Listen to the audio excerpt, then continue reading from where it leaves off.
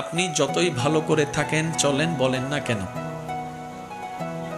আপনি সমালোচনা থেকে বাঁচতে পারবেন। কিছু সত্য আছে মানতে না চাইলেও মেনে নিতে হয়, বাস্তব।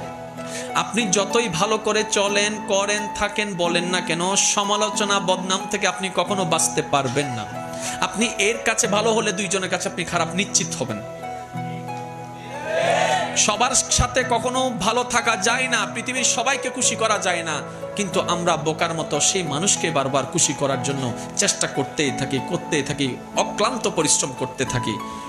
শ্রদ্ধার সাথে বলি, মানুষকে নয়, ওই মানুষের রবকে খুশি করার চেষ্টা করা দরকার। কারণ এই মানুষ কখনো আপনাকে আমাকে থ্যাংক ইউ না দিলেও ওই রবের রহমত আমাদেরকে ভরপুর করে দিবে। সুবহানাল্লাহ। তাহলে সমালোচনা, বদনাম আপনি যদি মনে স্থান দেন, আপনার মন বারবার আঘাতপ্রাপ্ত হবে, কষ্ট পাবে। তাহলে যেই জিনিস আমাকে বারবার আঘাত দিবে সেটা আমার রাখার দরকার নাই। সেজন্য সবাইকে শুধু ক্ষমা করতেই থাকবেন। মনে রাখবেন, যে ক্ষমা যত বেশি করতে থাকে তে তত বেশি সুখে